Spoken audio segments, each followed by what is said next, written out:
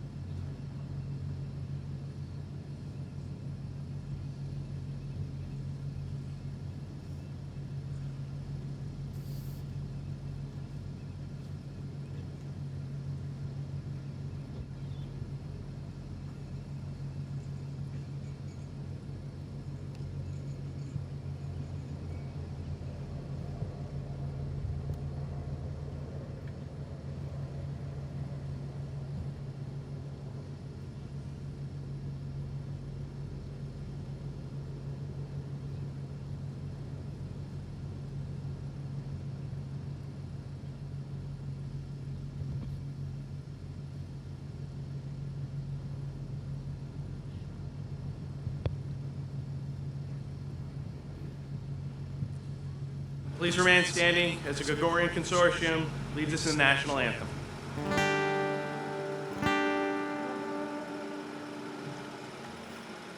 Oh, say, can you see by the dawn's early light what so proudly we hailed at the twilight's last gleaming, whose broad stripes and bright stars through the perilous fight o'er the ramparts we watched were so gallantly streaming, and the rocket's red glare, the bombs bursting in air, gave proof through the night that our flag was still there. Oh, say does that star-spangled banner yet wave o'er the land of the free and the home of the brave?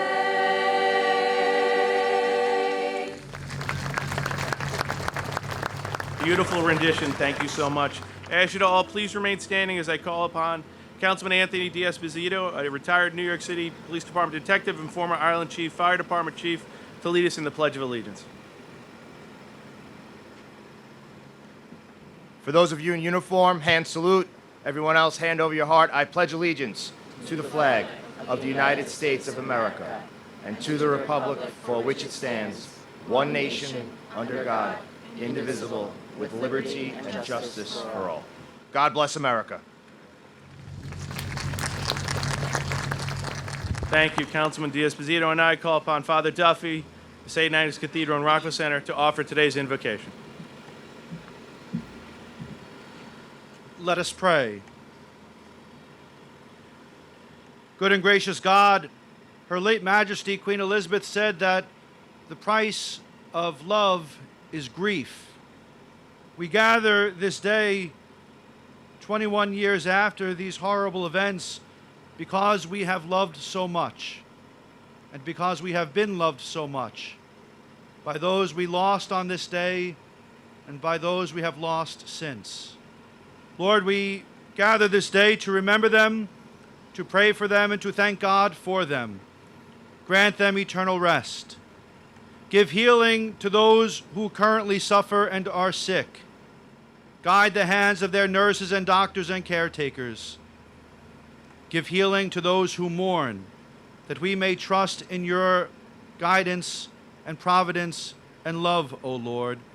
Bless this day, bless this gathering, bless the memory of those who died 21 years ago. For Lord, we grieve because we loved them so. We ask this in your holy name. Amen. Thank you. Please, if you have a seat, please be seated. 21 years ago this very morning, at 8:46 a.m., American Airlines Flight 11, carrying 92 people from Boston to Los Angeles, was hijacked by terrorists and crashed into the North Tower of the World Trade Center at around the 80th floor. Shortly thereafter, the hijacked United States Flight 175 from Boston to Los Angeles, carrying 65 people, crashed between floors 77 and 85 of the South Tower of the World Trade Center. All 65 perished. Within 1 hour of that impact, the South Tower collapsed, followed by the collapse of the North Tower just 29 minutes later at 10:28 a.m. The Twin Towers lay in ruins, and over 2,600 loved ones perished, including 343 firefighters. At 9:37, hijackers crashed American Airlines Flight 77 into the Pentagon, killing all 64 aboard and another 125. And at 10:03, the heroic passengers on board Flight 93 fought against the terrorists who had taken control of their flight and crashing into a field in Pennsylvania before it could do any more damage. But all four of those heroes perished as well. And September 11th continues to claim lives to this day of our heroes, of our first responders. And sadly, names are added to that wall every single year. And that's why it's wonderful we're all here to remember.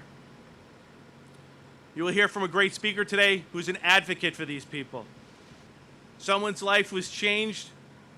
His brother's life was changed, lost that brother, and has continued a legacy of helping the men and women who were heroes that day that deserved to have America behind their backs.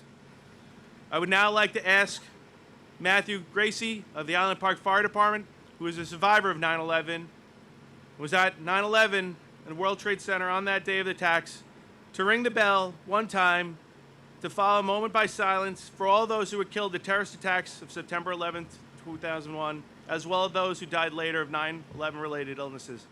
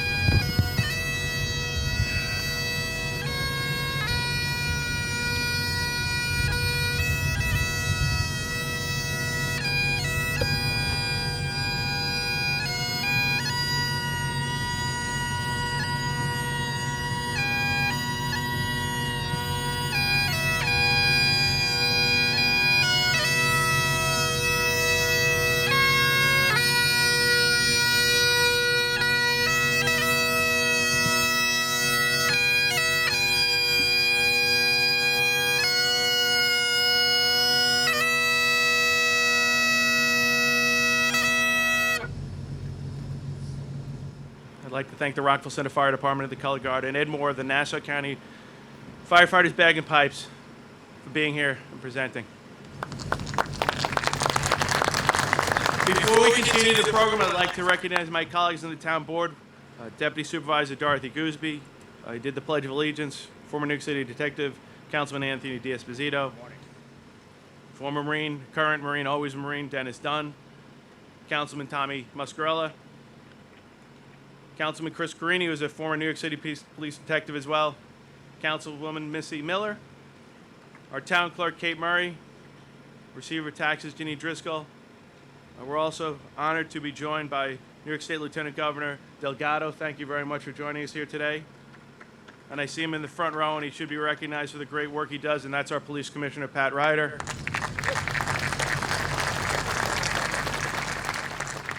All of our volunteer firefighters who have joined us.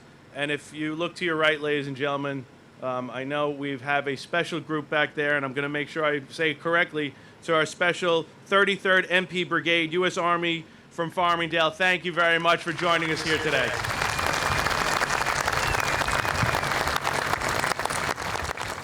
And I will always thank the Gregorian Band. You make this ceremony so wonderful with your beautiful voices and rise. You do such a wonderful job, and I want you to know your voices bring so much to everybody here. Thank you all so much for being here. Look, I'd also like to thank the art trips provided by our first responders at Point Lookout, Lido Beach Fire Department, the Island Park Fire Department, the Oceanside Fire Department, and the Merrick Fire Department. Thank you for your heroism and volunteerism. You know, in the program it says I'm supposed to make remarks. Here's my remarks to everybody here. Thank you. Thank you for being here. Thank you for being what you are every single year here. I think this is the most important ceremony the town of Hempstead does, frankly. And when I look at this and I look at, listen, I don't do anything, it's all of you. You're what make this, I think, the most special event the town does. Because all of you come here on September 11th and remember the friends we lost, and remember the heroes we lost, and all the lives we've lost, and continue to lose. This is a testament to all of you.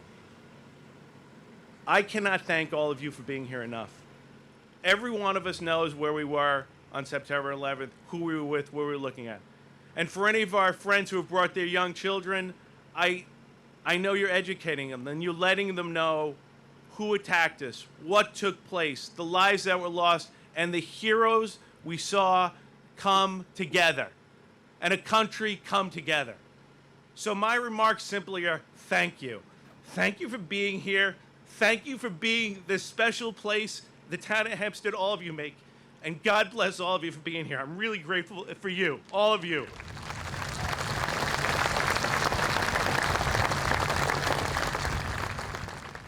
But you know what? Someone that you should hear from is someone who actually, he was once a speaker here, Phil Alvarez, in 2020. When other localities closed down their ceremony, we did a 9/11 ceremony, a drive-in. And Phil's a really special guy. He's not only a former first responder, police officer, he's holding a legacy. You know, a lot of people know of his brother Lou Alvarez. First responder, your face said it all to me, man. First responder who was down at Ground Zero, who gave what he could to try and save lives, and then after suffered the ill effects of 9/11, cancer, and he fought for not only himself, he fought for all of those first responders. He created a lasting legacy of a voice to make sure our government did not forget our heroes. Our government did not forget those people who went down there to save the lives. And he went down there in his last days and he shamed them in Congress. He shamed all of them to do what you couldn't believe they weren't doing, but they did right.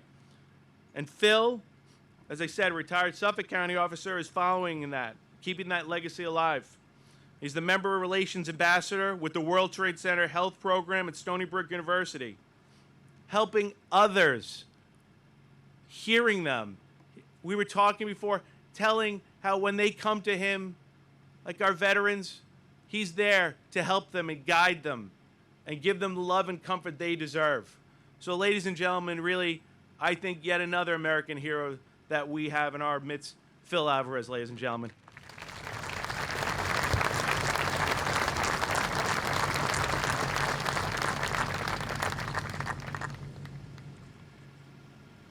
Good morning. Oh, beautiful for spacious skies. And the skies over the town of Hempstead are beautiful this morning. Not as beautiful as they were 21 years ago. I could have offered $1 million if you saw one cloud in the sky that day. I wanted to first of all say, on behalf of myself and the Alvarez family, how honored and humbled I am for this township, the largest township in the United States, to invite us to speak, to invite me to remember my brother. And I am humbled when I look out and I walk in, and the first thing I see is that beautiful 9/11 monument that this town has put up. Town of Hempstead always follows through on the saying, never forget. As I look at this monument and to my right, I see the walls of the names of residents of this township that perished on that day. And then I look to my left and I see the names on the walls of all that have perished afterwards. We were honored to have my brother's name put on this town wall. You see, my brother lived a couple of miles from here in Oceanside. This was the beach he came with his sons and his wife, Lainey. This is where he enjoyed being. Albeit, if he was here, he'd probably be on a boat holding a fishing rod out in the water there. He wouldn't be on the beach. You see, my brother didn't speak a lot. If you heard him talk, you were either going to laugh or you're going to hear something important. I used to talk to the guys that were with him in the NYPD bomb squad, and that's how they described him all the time. He was either going to make you laugh and make a bad day better, or he was going to explain something that was really important. The reason I'm humbled, and the reason my family is humbled, because as I look out again and see all of you, and I see the firemen and the police officers and the military, and I see all their families sitting here, it reminds me of the blessing that I had. Because you see, I had my little brother for 15 years after 9/11. I got to spend holidays with him. We were the only two police officers in the family. We got to hang out together and talk about war stories. And even towards the end, when we had to put him in hospice, 11 of the 12 days in Rockville Center, he was conscious, and he was eating, and he was laughing, and he was watching the New York Yankees beat up on the Boston Red Sox for 3 nights in a row. And his partners from the bomb squad, he would make them go to Brooklyn for Grimaldi's Pizza because it was one of his favorites, and they did. They hopped in a car in Rockville Center and drove to Brooklyn. You see, we were blessed because on this day, 21 years ago, many families didn't have that blessing, close to 3,000 families. They were lucky if they got a phone call that day. Some didn't get word for many, many months. Friends of mine. I hold their hands. I hold the hands of their brothers and their sisters because I knew that's what Lou wanted me to do. I retired from the police department. I was a detective for 25 years in January of 2019, and he said, "You're driving me to Washington." He was way past 3 years of a ferocious battle with colon and liver cancer. He was getting up to 60 chemo treatments. And I retired knowing that 2019 was either the year that we would be on a boat right out there drinking beer and having a good time trying to catch some fluke, or it would go bad on us because it was quite the battle he was putting up. Unfortunately, it did go south on us. But once again, we were blessed. Lou got to the end of his life, and he had some important words to say. And it just seemed like the world stopped for a minute and listened to him in Washington, D.C. That's a blessing, my friends. I can't even get my dog to listen to me half the time. And he knew it. He didn't expect it, but he knew it. He knew that he had been heard. 1 hour and 42 minutes. 1 hour and 42 minutes that changed my world, changed your world, changed our world. I'll take some words from Lou's speech in front of Congress, and he said, "I have been to many places in this world and done many things. But I can tell you that I did not want to be anywhere else when I was at ground zero." And that was true for the many heroes that were there. Even those that weren't first responders. The people that just went to work that day. Ordinary people doing extraordinary things. They're our heroes, and we will never forget those heroes. I'm sure you've all heard the stories. Later on in my brother's speech, he said, "We became police officers, firefighters, paramedics to help others. We went to Ground Zero, the Pentagon, Shanksville, Pennsylvania, to help people first, and then to give closure to their families. We were there together with one mission, and we left completing the best mission we could. It is up to us here today. We must tell their stories. We must tell of the courage, the faith, the sacrifice of the men and women who answered this nation, this city's call that day. For the first time in the history of the FDNY, the NYPD, they asked for a mutual aid call. Even 21 years later, it's hard for me to imagine that. The great fire department of New York, the great police department of New York, asking those around them to come help us. And that call was also answered by ordinary people doing extraordinary things. The many fire departments, volunteer fire departments, the men and women that get up in the middle of the night at home with their families to answer those EMS calls, those fire calls. The town of Hempstead has a very proud tradition of the incredible fire departments that are here. I salute all of you today. Thank you for that beautiful American flag salute as we walked in.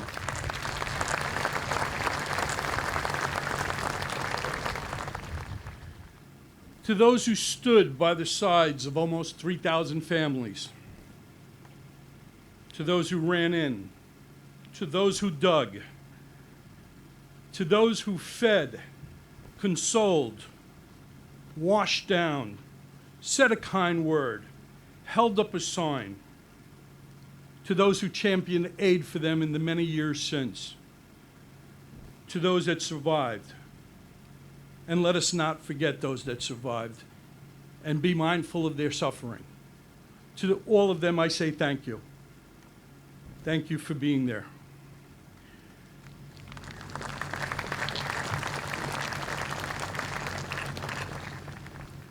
I continue to be honored by the stories surrounding 9/11.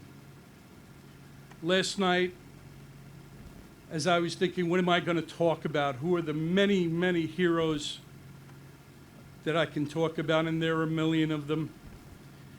The Victims' Compensation Fund bill has my brother's name on it, along with a guy named Ray Pfeiffer.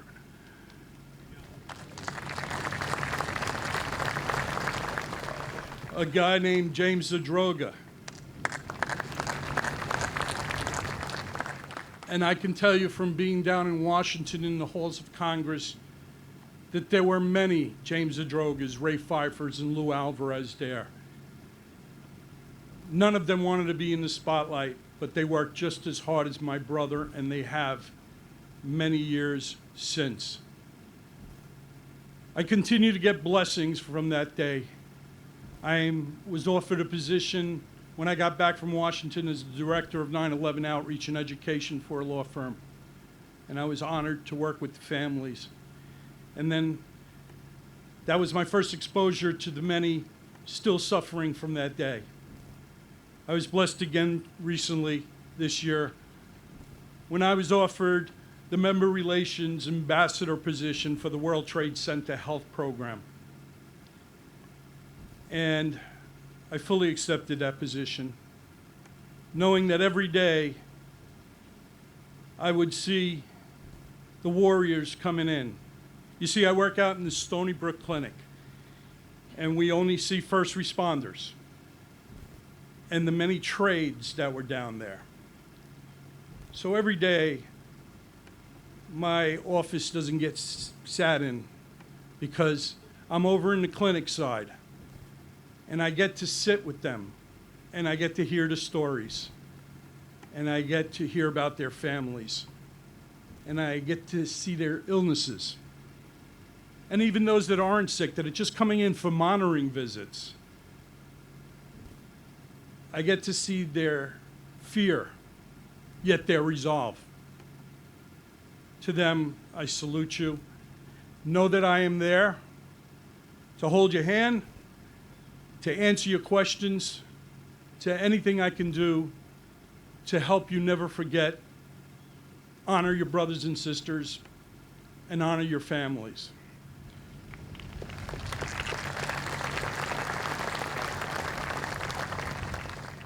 Once again, I was thinking last night, what am I going to talk about? What am I going to say?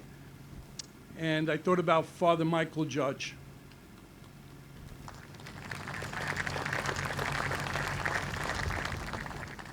For those that don't know Father Michael Judge, please get to know him. He was the chaplain for the FDNY, and he is listed as the number one, the first casualty of 9/11. Father Judge was there, boots on the ground, as he always was for major fires and major disasters. And he was there with the firemen right away. And he was consoling, as he always did, praying his rosary, as he always did. And I hear stories of the firemen going in as everybody else was running out and stopping for a second to get a blessing from Father Judge. And I kept digging a little bit, and I found his last homily was the night before at ladder 72, I believe, engine 42. I'm sorry, ladder 73, engine 42 of the FDNY. It was a rededication of a firehouse. And he said Mass at that firehouse.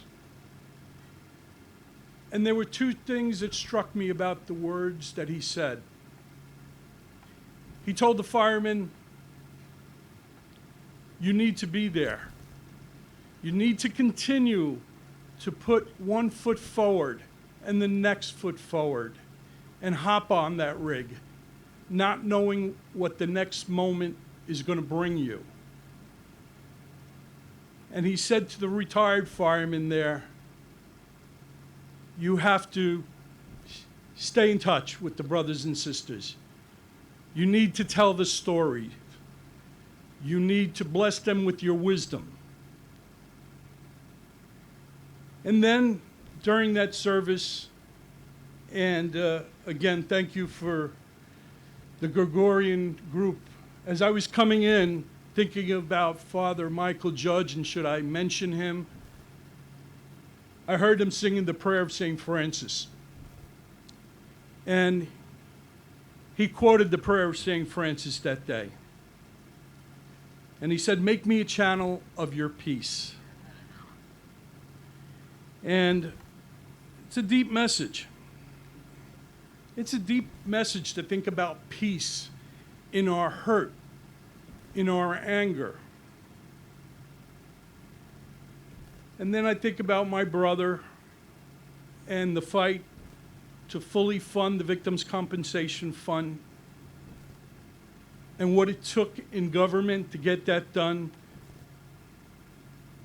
To see both sides of the aisle come together for humanity, that was a clear message of how we as a society can get things done if we work together. Once again, in my brother's speech,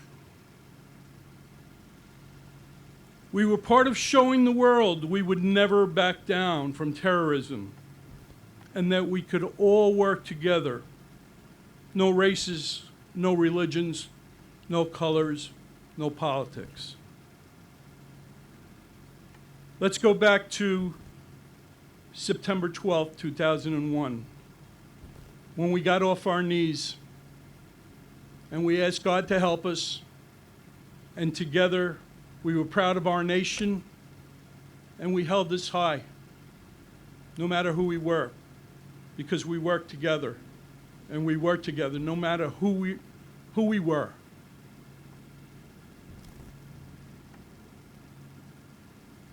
Not a year goes by since losing Lou that the hurt gets easier. So feeling that, I know I'm a lot like you and a lot like the heroes from that day. That's what brings me together. But not a year goes by that I don't remember the courageous life that he led. I miss you, little brother. But as you used to say, I know you're still here, still breathing, still fighting within the lives and souls you inspired by your suffering. Please take care of our 9/11 responders, our 9/11 victims.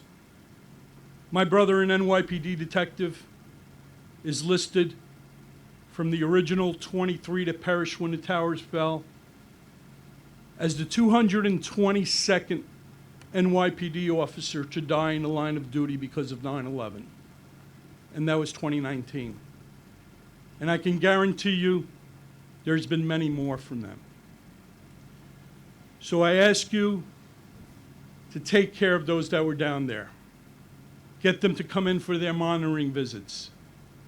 Get them to find out about what is happening.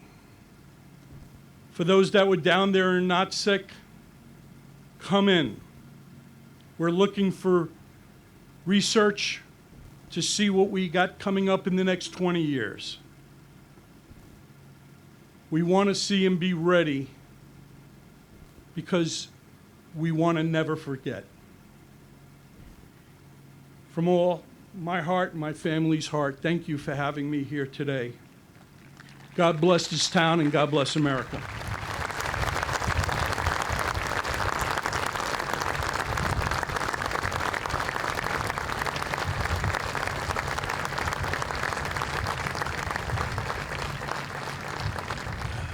Thank you, Phil.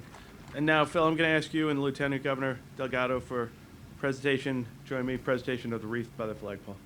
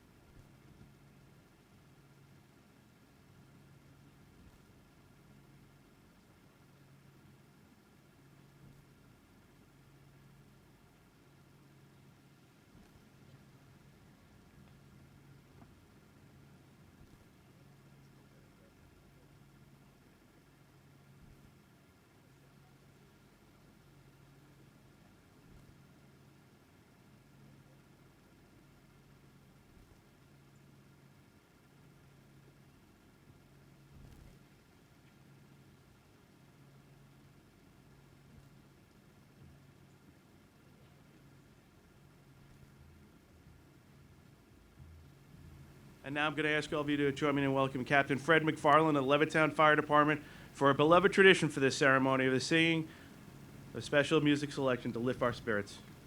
Freddie.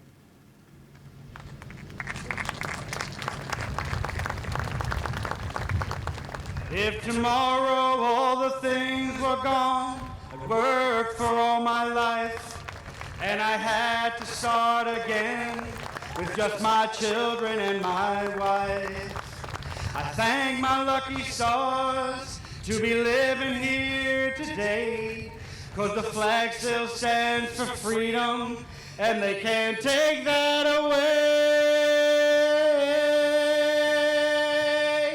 And I'm proud to be an American, where at least I know I'm free.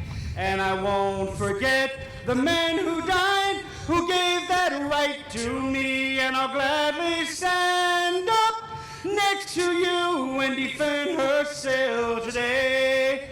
'Cause there ain't no doubt I love this land. God bless the USA.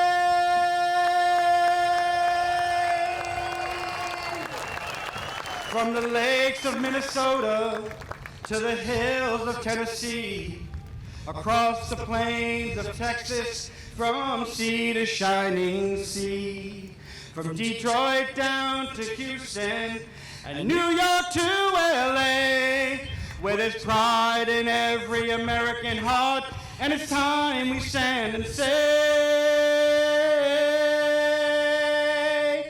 that I'm proud to be an American, where at least I know I'm free.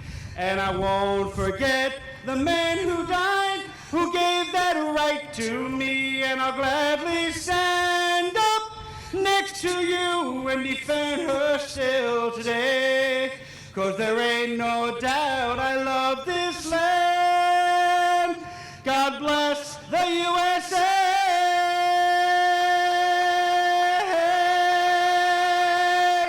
And I'm proud to be an American, where at least I know I'm free.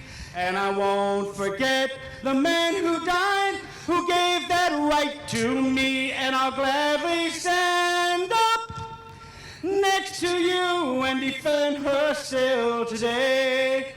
'Cause there ain't no doubt I love this land. God bless the USA.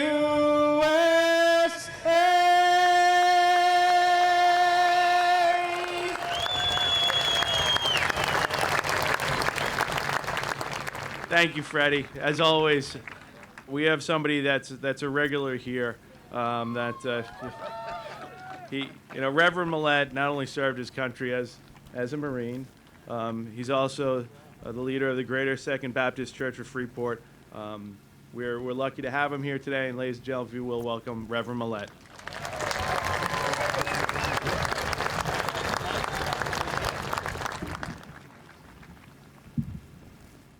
Make this quick, it's raining.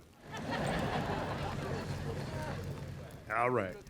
Supervisor Don Clavin, Deputy Supervisor Dorothy Goolsby, Town Board members, clergy, honored dais guests, and my fellow Americans. Today, we once again come together after 21 years to encourage and support the families who lost loved ones on September 11th, 2001.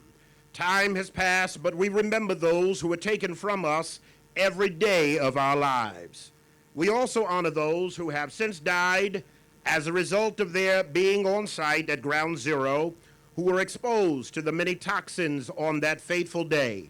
Our prayers go out to their families. Those were our police officers and firefighters. They were ours. So I say, back the blue. Back the blue. God bless our men and women in blue. God bless our firefighters. We support our first responders. Those who are brave enough to wear that uniform will always have our respect, support, and our love. It has been 21 years since 9/11, we have assembled ourselves on this day all across this great nation, holding hands, giving support, showing love, teaching our young who were just babies born, and some born after 9/11, what we've experienced and the lessons we've learned from that tragic event. God bless you one and all for showing up on this day, showing your true love for our great country, America. Our tears, hugs, and sharing words of encouragement will always be much needed in support and strength. We will always need it year after year, even after 21 years. I say to you, whoever you are, may you find in this vast crowd the support from your fellow American as we all come here today to show our demonstration of unity and patriotism. Patriotism. Patriotism. To the enemy. To the enemy. You may try your best to hide among us, but be well assured we will find you. Americans will always be on your right, your left, in front of you, and behind you. So sleep with one eye open, because one day you will come face to face with our finest and bravest. And when that day comes, you will discover America will seek and destroy any enemy that comes against her. To all who care to hear my words on today, if you enjoy this land of opportunity, if you can enjoy what others have fought and died for, then when the time comes when an enemy tries to destroy who we are, you should have no problem defending our great land. Our great land. Look around this vast crowd. Look around this crowd. I see strength, unity, loyalty, and Americans who are fed up with cheap shots and negative words coming from weak cowards. Let us unite in support of our fallen brothers and sisters, and let us support their families. And I say again, to the enemy, to the enemy, to the enemy, I say to you, if you think we are weak, tell that to the veterans who fought with bravery and honor.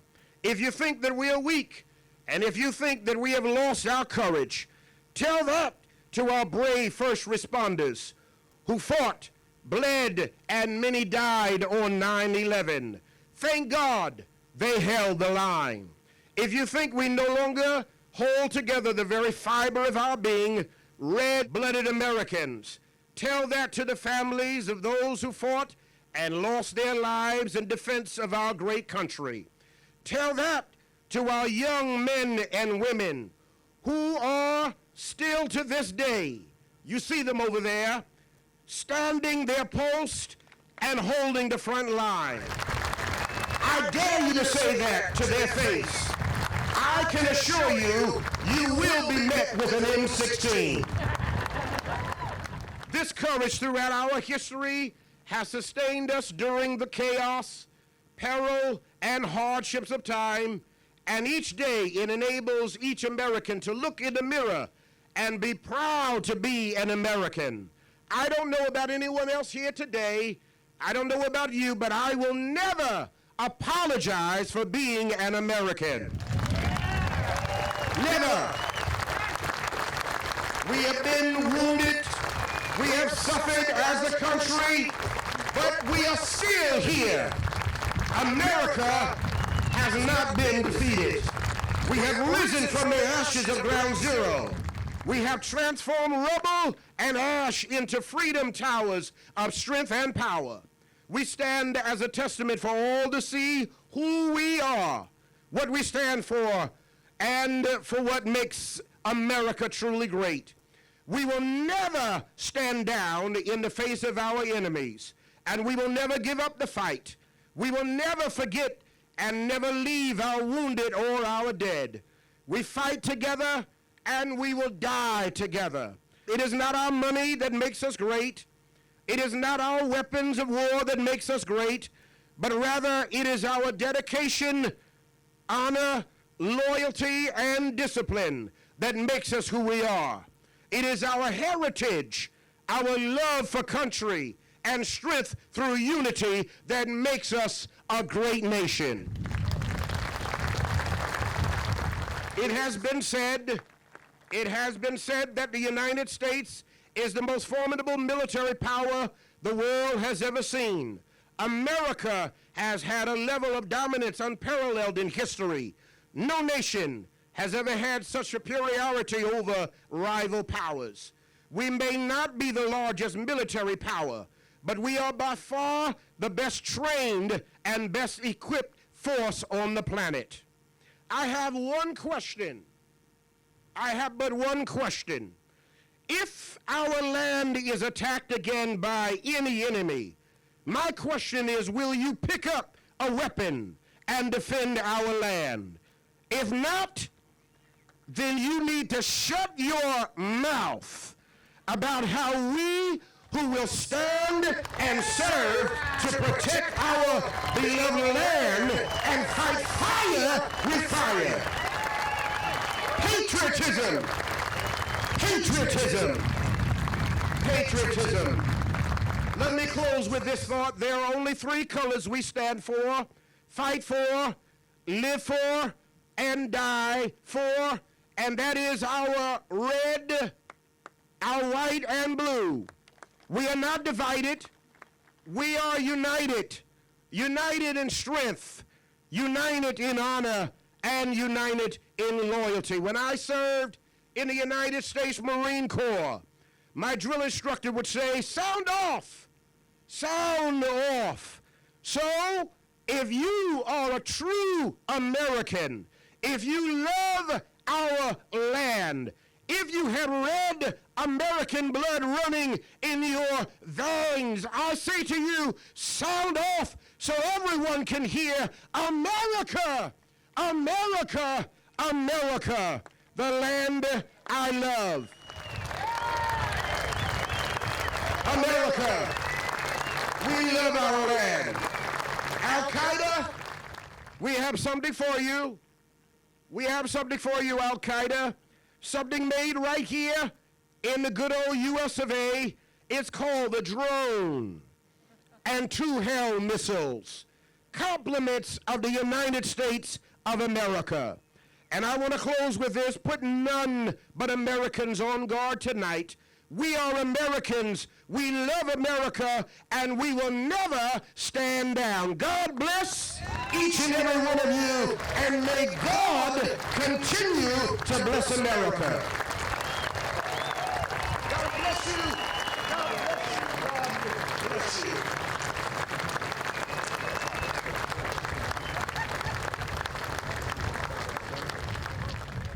Thank you, Reverend. And Father Duffy looked over to me and he said, imagine if the guy had a cup of coffee. Listen, but it ties in. But you know what? You are somebody, and all of you, and I said it earlier, you know, this is a very emotional program for so many of you here. You know, I was walking in with Mary Murray, and people come here to this ceremony, as I said, because it means so much to them. You have people who lost a loved one who come to this ceremony like all of you. And we are grateful, every single one of us. We are blessed to live with all of you. We are blessed to live in a wonderful country with so much to offer. I want to say thank you to all of you for joining the program. As you're walking out, please stop at the monument. We have carnations. You can sketch down the name of a loved one so you remember. But know, you're what makes this country great. Every single one of you. Every resident in this state, in this township. And we're all very, very honored that you joined us here today, and to our speakers as well. So I want to say, God bless all of you. God bless our military. God bless our first responders. God bless our firefighters. God bless all of you. And most importantly, God bless America, ladies and gentlemen. Thank you all for being here today.